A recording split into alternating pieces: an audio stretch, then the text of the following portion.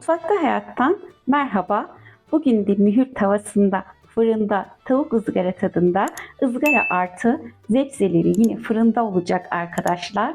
Güzel bir yemek tarifi. Hemen malzeme listemizi veriyorum. 1 kilo tavuk göğsümüz var. Kuşbaşı olarak doğrayacağım. 1,5 tatlı kaşığı salça, 1 tatlı kaşığı tuz, 5 yemek kaşığı yoğurt suyumuz var. Evde yapmış olduğum yoğurt suyundan kullanacağız. 3 çay kaşığı pul biber, 1,5 çay kaşığı karabiber, 3 diş samırsak, 4 yemek kaşığı sıvı yağ, 2 çay kaşığı kekik, 3 tane patatesim var. Patatesim büyük olduğu için 3 tane kullandım. Eğer küçük patatesse 4 tane kullanacaksınız.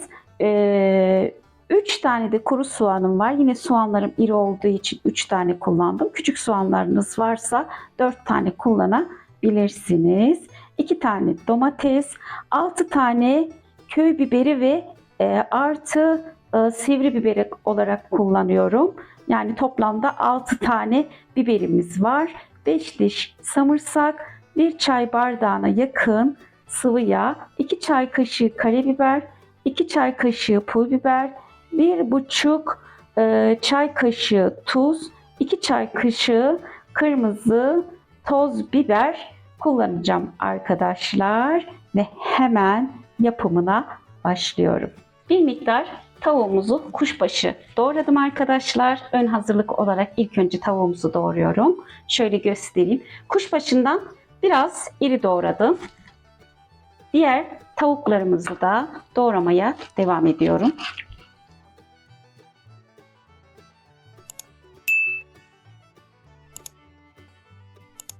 Hemen kabımızı alıyorum arkadaşlar ve tavuk göğsümüzü kabımıza aldım. İlk önce tuzumuzu, kekik, pul biber, karabiberimizi güzelce ilave ediyorum. Yoğurt suyumuzu ilave ediyorum. Yoğurt suyumuz da evde yapmış olduğumuz yoğurt suyu olacak mutlaka.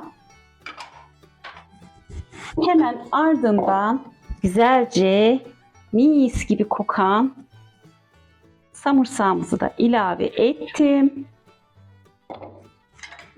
Salçamızı da ilave ediyorum arkadaşlar.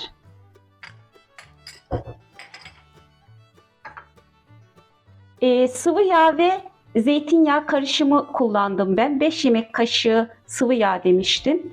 1 yemek kaşığını zeytinyağı olarak kullandım. Zeytinyağı tutuculuk özelliği olduğu için arkadaşlar katıyorum ben. Daha lezzetli oluyor.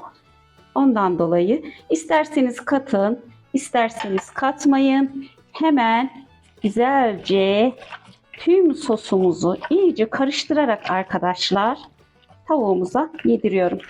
Ve tüm sosumuzu tavuğumuza yedirdim. Hemen güzelce üzerini streç filmle kapatacağım. Ve dolapta 1-1,5 saat mutlaka dinlendireceğim arkadaşlar. Ve daha sonra diğer işlemlerle devam edeceğiz. Ön hazırlık olarak patatesimizi soydum. Güzelce soğanlarımızı da soydum. Samırsaklarımızı da. Domatesimizin şöyle baş kısmını aldım. Biberlerimizin de çekirdek kısmını boşalttım arkadaşlar. Güzelce de yıkadım. Hemen doğrama işlemine başlıyorum. Şöyle patatesimizi ikiye ayıracağım.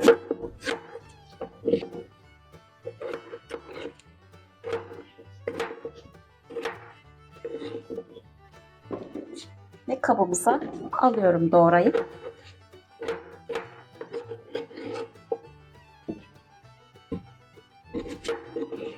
Kuru soğanlarımızı da doğruyorum.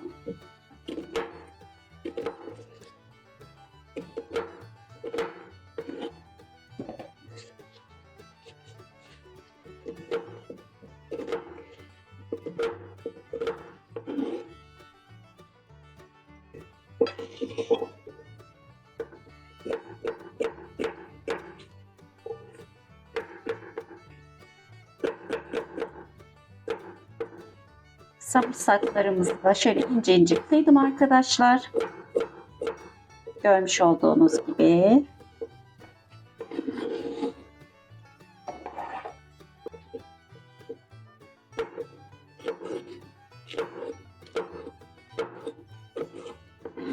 Biberlerimizi de bu orantıda güzelce doğruyorum. Sivri biberlerimizi. Köy biberlerimizi de ortadan ikiye ayırdım. Şöyle 3'e bölmemiz yeterli.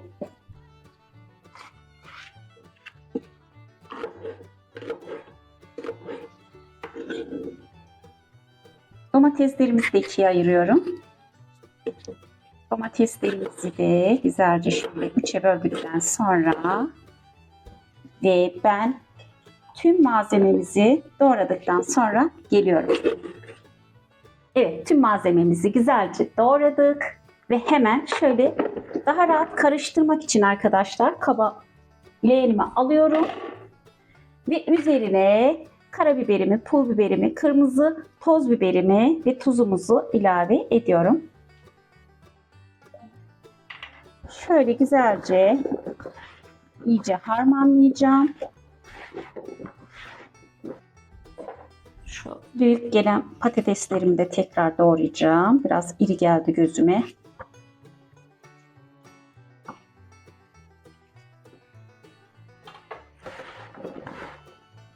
Bir bardak çay bardağıyla yağımızı da ilave ettim. Ve harmanlıyorum. Bu arada bir saattir sosuyla beraber tavuk göğsümüz de dolapta. Öncelikle zepselerimizi yarım saat pişireceğim arkadaşlar. 200 derecede aşamalı olarak olacak. Hemen şöyle fırın tepsimi alıyorum. Zepselerimizi de boşaltıyorum. Doğru fırına gidiyoruz.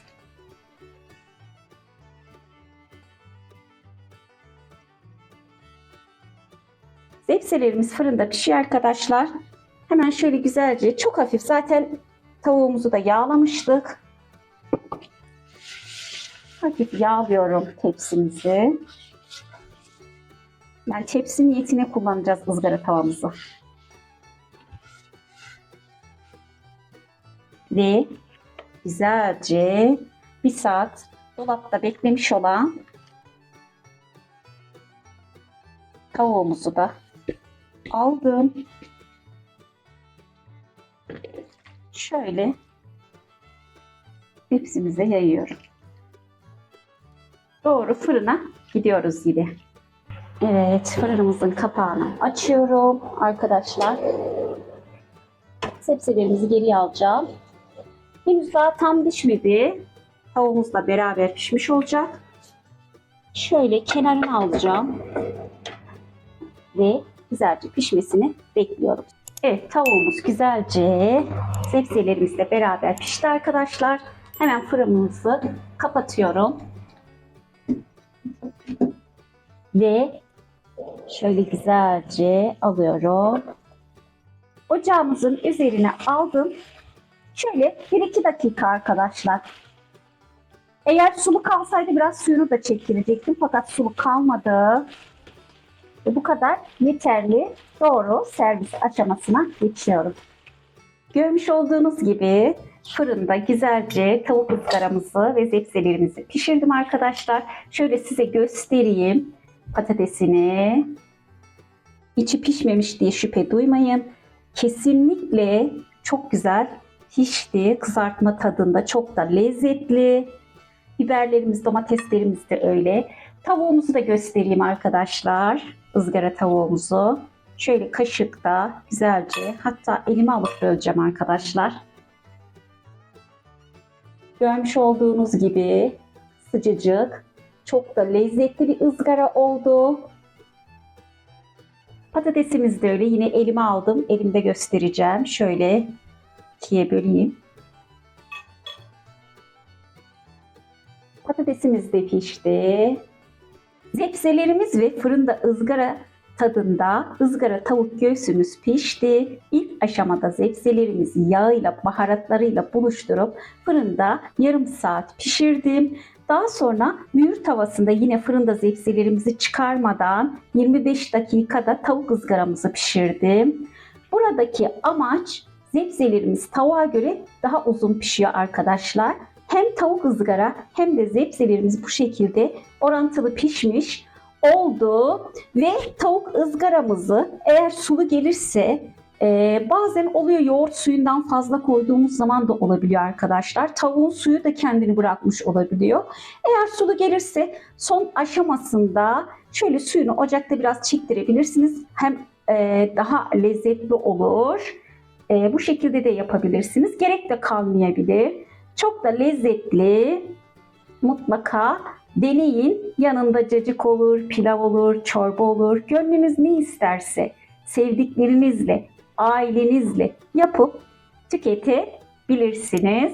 Yine bir videomuzun sonuna geldim. Kanalımıza abone olmayı, yorum ve beğeni bırakmayı unutmayın. Görüşmek üzere.